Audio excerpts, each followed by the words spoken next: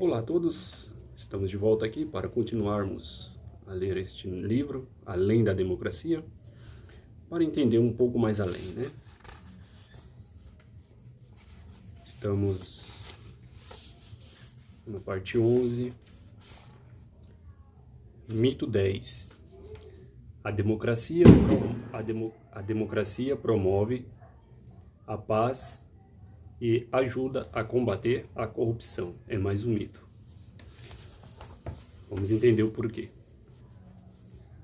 Na arena internacional, os estados democráticos são quase que, por definição, os bons e os outros são os ruins, certo? As democracias são, afinal, amantes da paz. Não são? É uma pergunta. Bem, não exatamente. Muitas vezes, as democracias se mostram bastante belicistas. Os Estados Unidos, por exemplo, a democracia mais poderosa do mundo, começou dezenas de guerras. O governo americano realizou numerosos golpes de estados. Derrubou governos, apoiou ditadores, abre aspas, Mobutu, Suharto, Pinochet, Marcos,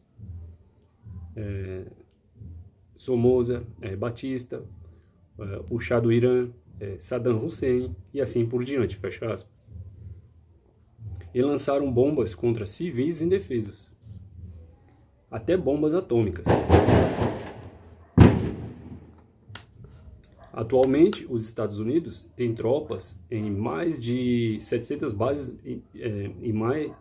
mais de 700 bases militares em mais de 100 países, gastando quase tanto em defesa quanto o resto do mundo combinado. A Grã-Bretanha democrática inventou os campos de concentração, abre aspas, na África do Sul, fecha aspas, e foi a primeira a reprimir a oposição nacionalista em suas colônias, através de bombardeamentos aéreos, destruindo vilas inteiras, abre aspas, no Iraque, na década de 1920, por exemplo, fecha aspas. O Império Britânico Democrático suprimiu numerosas revoltas de independência em suas colônias. Assim como no Afeganistão, Índia e Quênia. Imediatamente após ter sido libertada dos nazistas pelos aliados, a Holanda Democrática travou uma guerra na Indonésia contra pessoas que queriam ser independentes. A França fez o mesmo na Indochina. Países democráticos, como a Bélgica e a França, lutaram muitas guerras sujas na África, abre aspas, por exemplo.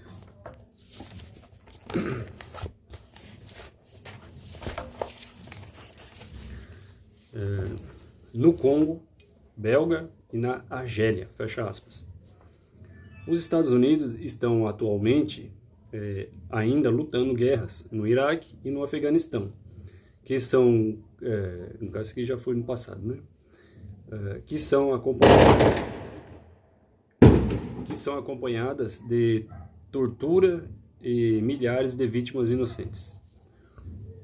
Se você não vai à democracia, a democracia vai até você. Uma variação deste mito sustenta que as democracias não guerreiam umas com as outras. A ex-primeira-ministra britânica Margaret Thatcher disse isso durante uma visita à Tchecoslováquia em 1990. Abre aspas.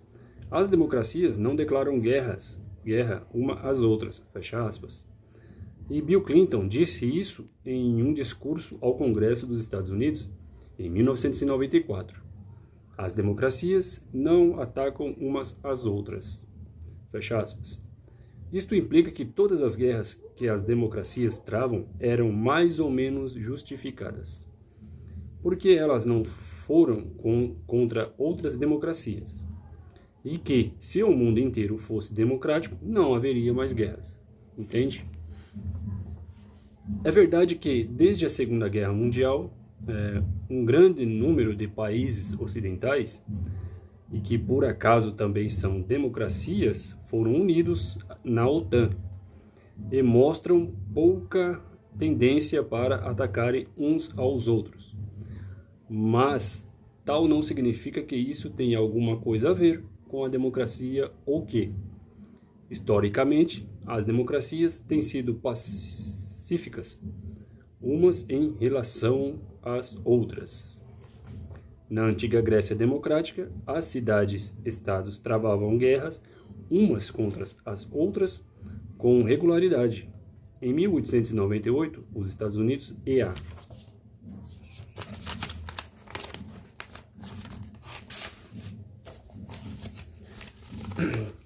Espanha travaram uma guerra. A Primeira Guerra Mundial foi travada contra uma Alemanha que não era menos democrática do que a Grã-Bretanha ou a França. A Índia democrática e o Paquistão democrático travaram várias guerras desde 1947. Os Estados Unidos apoiaram golpes de estados antidemocráticos contra governos eleitos democraticamente no Irã, Guatemala e Chile. Israel travou guerras contra países democráticos, como o Líbano e a faixa de Gaza. A Rússia democrática travou recentemente uma batalha contra a Geórgia democrática. Com direitos democráticos vem deveres democráticos. Você tem direito a voto e, portanto, o dever de lutar pela defesa de seu país. A razão pela qual as modernas democracias ocidentais não lutaram umas contra as outras após a Segunda Guerra Mundial tem a ver com circunstâncias históricas como específicas, das quais é difícil tirar conclusões gerais. A razão mais importante é que elas estavam unidas em uma aliança militar, a OTAN. Há também uma lei que diz que não há dois países onde um restaurante McDonald's esteja localizado que tenha travado uma guerra entre si.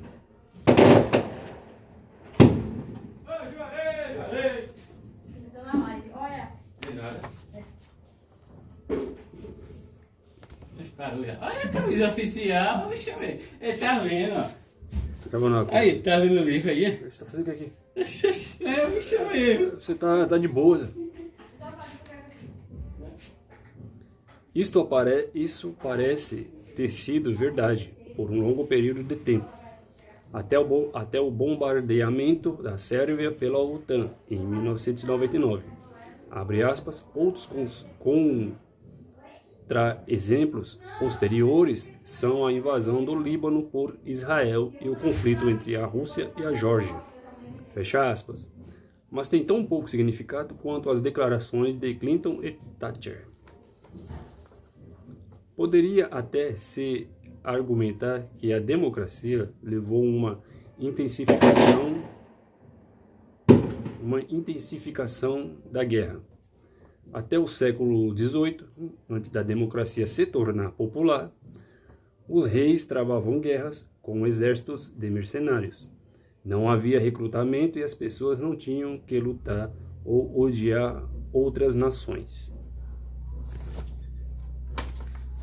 Com a ascensão dos estados democráticos nacionalistas, isto mudou.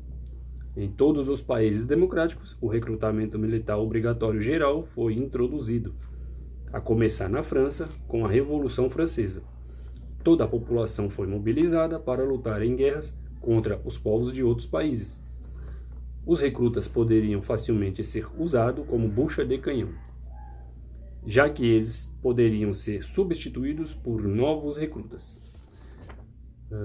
Pode não parecer justo igualar democracia e nacionalismo, mas as duas ideologias se tornaram populares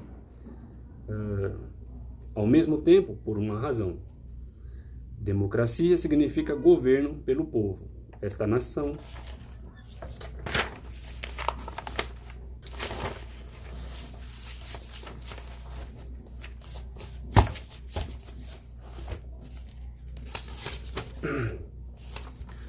certamente abriga tendências nacionalistas. Com direitos democráticos, vem deveres democráticos. Você tem direito e voto e, portanto, dever de lutar pela sua defesa de seu país. Não podemos esquecer que a desastrosa Primeira Guerra Mundial, que abriu o caminho para os estados totalitários do século XX e para a Segunda Guerra Mundial, foi travada em grande parte por países democráticos ou semidemocráticos. A Primeira Guerra Mundial ocorreu após o nacionalismo democrático na Europa ter, em grande medida, superado o pensamento liberal clássico. Também nos Estados Unidos, o impulso para a guerra veio dos democratas progressistas, que passaram a dominar a opinião pública no final do século XIX. Os Estados Unidos participaram na Primeira Guerra Mundial sobre o famoso slogan do presidente Wilson para tornar o mundo seguro para uma democracia. Se os americanos tivessem se mantido fiéis aos princípios libertários e isolacionistas de seus pais fundadores, os Estados Unidos não teriam entrado na Primeira Guerra Mundial e a guerra provavelmente teria terminado indecisa. Neste caso, os aliados não teriam sido capazes de forçar o oneroso Tratado de Versalhes sobre os alemães. Hitler poderia nunca ter chegado ao poder e a Segunda Guerra Mundial e o Holocausto não teriam acontecido. Ou seja, toda causa tem sua consequência. A democracia não traz necessariamente mais transparência ou responsabilidade, como muitas vezes é alegado. Na verdade, o fato de que os políticos precisam de votos para serem eleitos estimula a corrupção. Para ganharem votos, eles precisam fazer algo de proveitoso para seus eleitores. Este tipo de corrupção é particularmente comum nos Estados Unidos, o país da política clientelista. Muitas vezes, os políticos norte-americanos não conhecem limites quando se trata de conseguir recursos federais ou programas para o seu estado ou distrito. Isso lembra uma coisa aqui no Brasil, né? Além disso, eles tendem a ser peões de organizações poderosas de lobby, que lhes dão dinheiro para suas dispendiosas campanhas eleitorais. Além disso, as portas giratórias de Washington se tornaram notórias, com pessoas poderosas mudando da política para as empresas, abre aspas, ou para os militares, fecha aspas, e de volta sem qualquer remorso. Outros países democráticos exibem formas semelhantes de corrupção. Nos países em desenvolvimento, a democracia quase sempre anda de mão dadas com a corrupção. Isso lembra quem? O Brasil. O Brasil da democracia. O mesmo é verdadeiro para países como a Rússia, Itália, França e a Grécia.